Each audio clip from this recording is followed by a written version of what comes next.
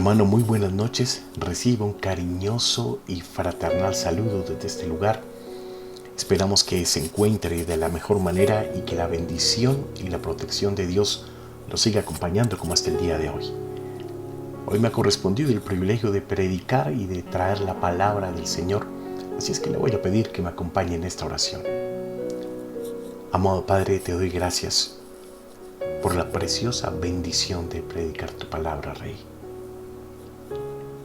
En ella dejaste todo el buen consejo de Dios para los hombres y estoy completamente seguro que en este día tú deseas aconsejarnos en un asunto en particular, papá.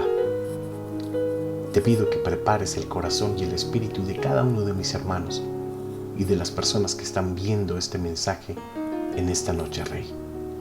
Sé tú en medio de nosotros, toma control de mi boca, de mis pensamientos, mi intelecto, mi corazón, de todo lo que soy, Señor. Y permite que tu mensaje llegue con claridad y contundencia al espíritu y al entendimiento de mis hermanos. En tu nombre hemos orado, Señor. Amén y amén.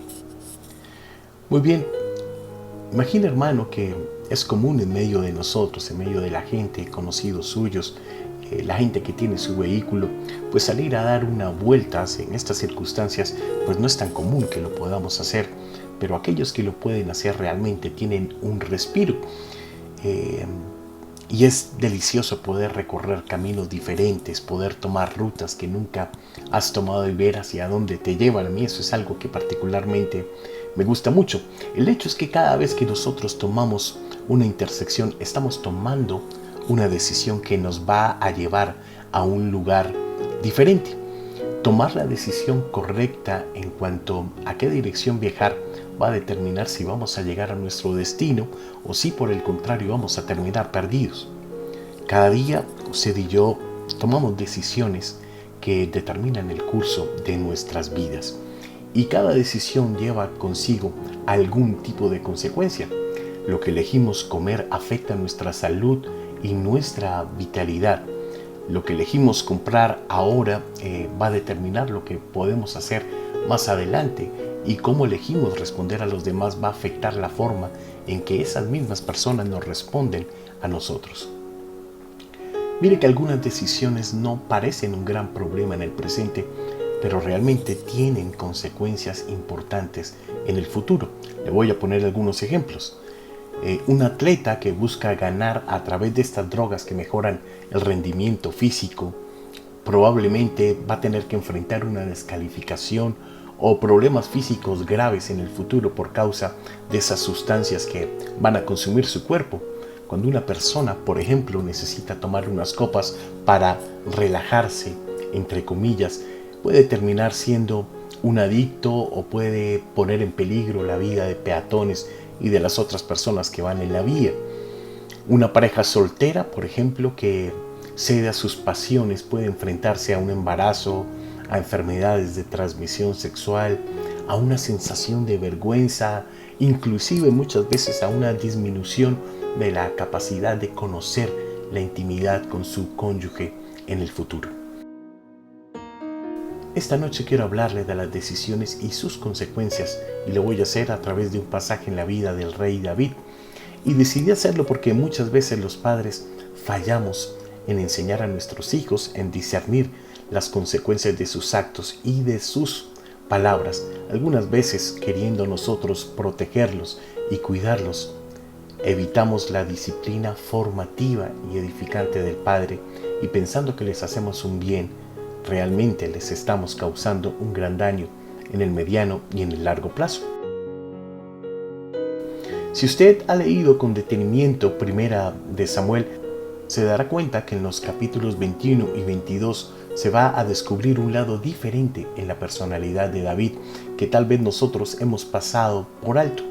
En estos capítulos, David toma algunas decisiones que resultan en consecuencias bastante desagradables. Permítame contextualizarlo un poco. En el capítulo 20 de Primera de Samuel habían quedado en perfecta evidencia dos cosas. La primera, que el rey Saúl quería matar a toda costa a David, y la segunda, que Jonatán probó su amistad y amor por David y le ayudó haciéndole saber y descubriendo las intenciones de su padre para con él. No lo delató y después de una amarga despedida para ambos, David huye a la ciudad de Nob. Nob era una ciudad de sacerdotes. Muchos creen que aquí es donde se albergó el tabernáculo antes de ser trasladado a Jerusalén en la época de David. David pudo haber sido atraído a Nob porque era donde uno podía ir a preguntarle a Dios, a consultar al Señor. En todo caso, cuando David llegó a la ciudad, quien estaba a cargo era un sacerdote llamado Ahimelech, y él estaba nervioso porque el rey David llegó solo a esa ciudad. En Primera de Samuel, en el capítulo 21, el verso 1, dice: por su parte, David se fue a Nob, donde vivía el sacerdote Ahimelech. Cuando Ahimelech vio a David, se puso nervioso y le preguntó: ¿por qué vienes solo? En la versión Reina Valera, yo la acabo de leer, la traducción del lenguaje actual, dice que Ahimelech se sorprendió al ver a David, porque no era una visita nada común. Yo sospecho que ese nerviosismo que él tenía podía ser parecido al que usted sentiría si un día en la mañana timbran a su puerta y es la policía la que está tocando a su hogar. Seguramente usted se pondría nervioso, no porque hubiera hecho algo, sino porque no es algo común, ¿verdad? Tal vez podría estarle pidiendo una dirección o cualquier otra indicación, pero usted igualmente se pondría nervioso. Entonces, este sacerdote le pregunta a David por el propósito de su visita. David respondió con una mentira. Le dijo a Ahimelech que estaba en asuntos urgentes para el rey. Ahí en el verso 2 dice: porque el rey me mandó a una misión especial y me pidió guardar el secreto. Le contestó David: por eso es que ni mis hombres vienen conmigo, con ellos debo encontrarme en otro lugar. Cuando usted se pregunta por qué David mintió, tal vez lo hizo porque pensó que estaba protegiendo al sacerdote de los cargos de traición y de ayudar a huir a un fugitivo. También es posible que David haya mentido porque sintió que esa era la única manera de conseguir la comida y el arma que él deseaba. Al leer esta historia, usted se va a dar cuenta que una mentira conduce a otra y a otra y a otra hasta que se vuelve inmanejable. El rey David mintió sobre su misión, mintió también sobre el tener hombres esperándolo y mintió sobre el por qué no tenía un arma. Una vez que empezamos a mentir, a menudo tenemos que seguir mintiendo, y cuanto más mentimos, más fácil es mentir. Eventualmente podemos mentir sin que ni siquiera nos moleste. Las mentiras de David en este capítulo le consiguieron el pan y el arma que deseaba. A veces las mentiras pueden lograr el objetivo que tú deseas, pero no te engañes porque las consecuencias van a venir sobre tu vida. En Proverbios 19, el verso 9, en la versión Reina Valera dice: el testigo falso no quedará sin castigo y el que habla mentiras perecerá. En el Salmo 5:6 dice que tú destruyes a los mentirosos y rechazas a los tramposos y a los asesinos. Tal vez estas mentiras pueden no haber parecido un gran problema en este momento, sin embargo, trajeron consecuencias trágicas. Imagínese que ahí dentro del santuario ese día estaba un hombre que se llamaba Doeg. Este hombre Doeg era un edomita y servía como jefe de los jardineros del rey Saúl, es decir, trabajaba para el rey. En el capítulo 22, a partir del verso 6, Saúl estaba despotricando y delirando acerca de David, ya que no adivina quién estaba en esa reunión con Saúl. Miremos un segundo los versos 9 y 10. Dicen de la siguiente manera: entonces Doeg edomita, que era el principal de los siervos de Saúl, respondió y dijo: yo vi al hijo de Isaí que vino a Nob, a Ahimelech, hijo de Ahitob, el cual consultó por él a Jehová y le dio provisiones, y también le dio la espada de Goliat el filisteo.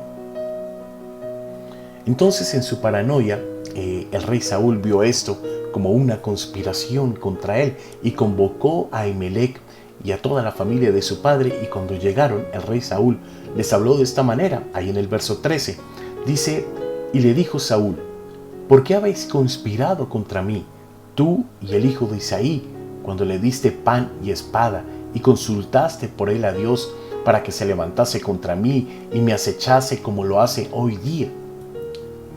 Ahimelech, a diferencia de David, habló con total verdad a Saúl. Ahí en el verso 14, Ahimelech le respondió al rey y le dijo: ¿y quién entre todos tus siervos es tan fiel como David, yerno también del rey, que sirve a tus órdenes y es ilustre en tu casa? He comenzado yo desde hoy a consultar por él a Dios. Lejos sea de mí. No culpe el rey de cosa alguna a su siervo, ni a toda la casa de mi padre, porque tu siervo ninguna cosa sabe de este asunto, grande ni pequeño. Entonces, este hombre, Saúl, el rey, usted sabe que estaba totalmente paranoico contra David y quería acabar con él a toda costa. Este hombre se llenó de ira y dice la palabra que condenó a toda su familia a muerte. Allí en el verso 16 nos habla de esto. Y el rey dijo: sin duda morirás, Ahimelech, tú y toda la casa de tu padre. En el verso 17 dice: entonces dijo el rey a la gente de su guardia que estaba alrededor de él: volveos y matad a los sacerdotes de Jehová, porque también la mano de ellos está con David. Pues sabiendo ellos que huía, no me lo descubrieron. Pero los siervos del rey no quisieron extender sus manos para matar a los sacerdotes de Jehová. Entonces dijo el rey a Doeg: vuelve tú y arremete contra los sacerdotes. Y se volvió Doeg el edomita y acometió a los sacerdotes y mató en aquel día a 85 varones que vestían efod de lino. Tremendo.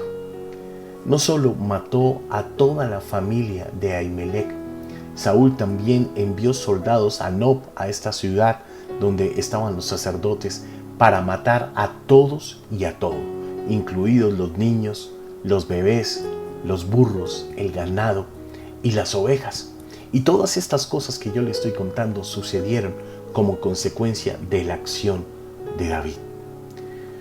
Un conocido pastor, comentarista del Evangelio, se llama David Guzik. Él identificó 3 razones para que entendiéramos la responsabilidad de David en medio de este suceso. La primera fue su engaño. David mintió realmente sobre lo que estaba pasando. Él llevó a Ahimelech a hacer algo que quizás este sacerdote no hubiera hecho si hubiera conocido toda la verdad, y esto le costó la vida a cientos de personas, incluidos Ahimelech y su familia. También David fue egoísta porque estaba tan envuelto en medio de su necesidad, la urgencia de comida, la urgencia de un arma, la urgencia de que no lo encontraran, que no pensó ni por un segundo que estaba poniendo en peligro la vida no solo ya de ese sacerdote, sino de toda una ciudad que fue masacrada por su culpa. Y lo último, a David le faltó fe en el Señor, porque mire que en lugar de volverse a Dios, que ya lo había protegido en el pasado, incluso lo hizo milagrosamente cuando estaba con Samuel, David confió en sus propios métodos. En lugar de buscar la dirección de Dios, él se basó en su propio plan. ¿No le suena esto conocido? Usted, como cabeza de familia, sus hijos, su esposa, lo han visto consultar al Señor sobre los planes y las cosas que van a venir en el futuro. ¿Ha tomado decisiones de acuerdo a su propio plan? Mire que esta decisión que tomó David condujo a la matanza de una ciudad entera, de todos sus niños, del ganado, los hombres, las mujeres, absolutamente todos. Muchas veces tomamos decisiones de acuerdo a nuestra conveniencia, o por un afán, o porque nos sentimos presionados, y no pensamos en las consecuencias que nos van a venir a causa de esto. Si usted me pregunta a mí, yo le diría que el rey David era culpable de ayudar a Dios, y esto lo pongo entre comillas. Usted y yo conocemos que Abraham y Sara trataron de ayudar a Dios cuando Agar dio a luz a Ismael, y el resultado fue un conflicto entre los descendientes de Isaac, Israel, e Ismael, los árabes. Y ese conflicto, usted y yo sabemos que continúa hasta el día de hoy. Jacob trató de ayudar a Dios engañando a su padre Isaac, y la consecuencia fue la guerra entre Israel y Edom. Los edomitas son los descendientes de su hermano Esaú. Aarón trató de ayudar a Dios construyendo un becerro de oro para calmar al pueblo mientras Moisés estaba en la montaña con el Señor. La consecuencia fue la muerte de miles de israelitas. Moisés también trató de ayudar a Dios golpeando la roca para conseguir agua para el pueblo. Y la consecuencia fue que a Moisés se le prohibió entrar en la tierra prometida. Cada vez que nosotros tratamos de ayudar a Dios haciendo lo que está incorrecto, cometemos un grave error. La historia continúa en el verso 10 de 1 de Samuel, capítulo 21. Dice ahí la palabra: y levantándose David aquel día, huyó de la presencia de Saúl y se fue a Aquís, rey de Gat. De Nob, David el fugitivo fue al rey Aquís en Gat, y esto fue antes de la masacre en Nob.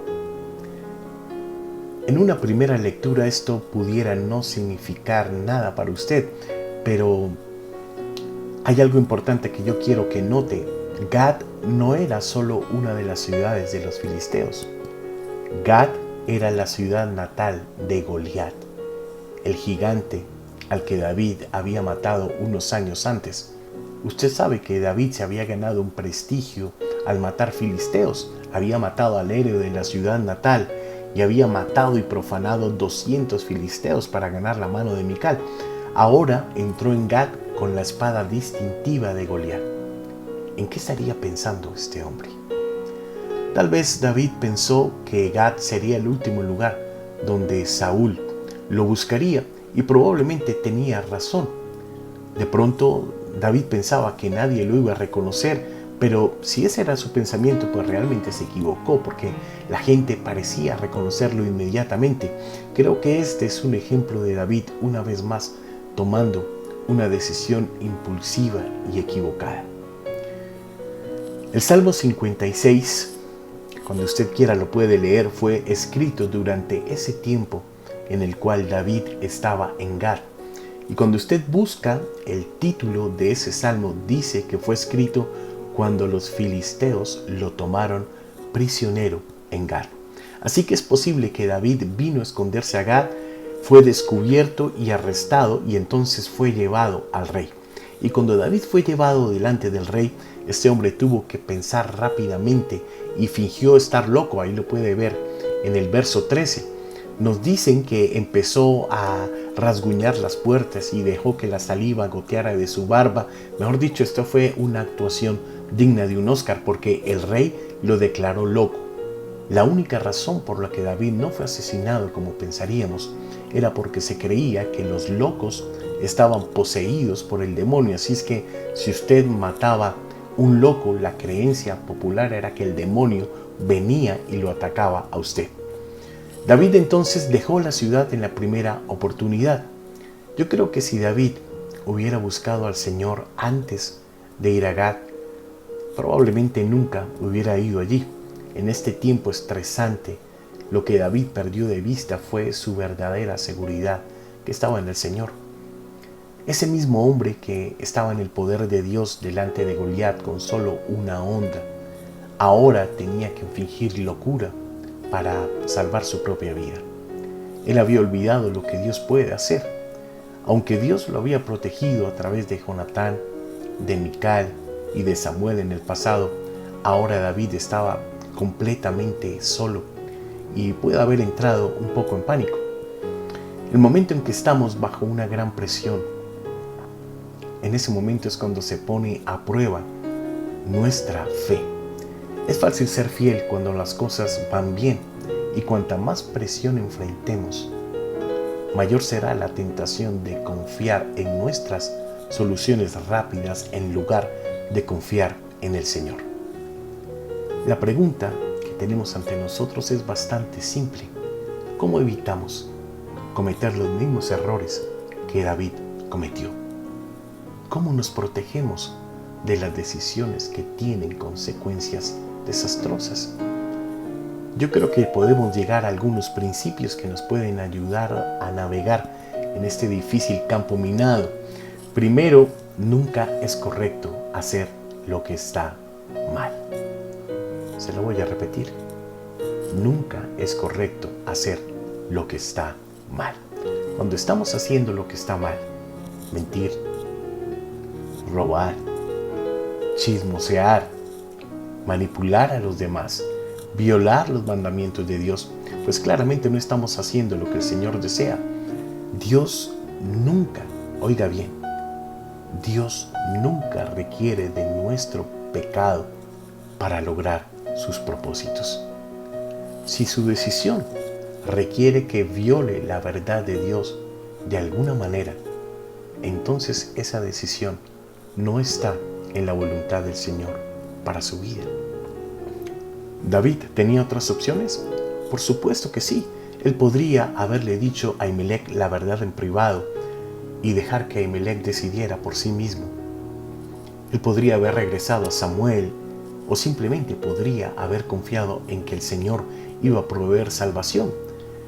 Imagínense que si Dios Todopoderoso proporcionó comida a los israelitas durante 40 años mientras vagaban por el desierto, ¿será que no podía el Señor cuidar a quien había ungido como rey? Ahora bien, esto no significa que David no tuviera que hacer nada. Lo que significa es que David debía hacer lo que pudiera, pero debía hacerlo sin pecar para satisfacer sus necesidades y luego confiar en Dios para el resto. Cuando usted y yo elegimos el pecado para hacer que las cosas sucedan, lo que estamos haciendo realmente es demostrando que no confiamos en nuestro Señor. Me encanta la historia de un hombre, un atleta, se llamaba Eric Liddell, y su historia fue contada en una película. Esa película se llamaba Carros de Fuego. Es una película muy viejita. Ustedes los jóvenes tal vez no la conozcan, pero este hombre, Eric, fue un velocista de Escocia y era el favorito para ganar los Juegos Olímpicos en 1924 en la carrera de los 100 metros. Cuando llegó el momento de la prueba de clasificación y publicaron el horario en el que se iban a correr esas pruebas, salió allí en el letrero que a él le correspondía correr el día domingo. Y entonces este hombre se negó a correr y dijo que lo más importante para él era obedecer al Señor que ganar la carrera. Y entonces el Comité Olímpico, sus compatriotas, todos los compañeros de equipo, el público comenzaron a criticarlo y a ejercer una tremenda presión sobre él.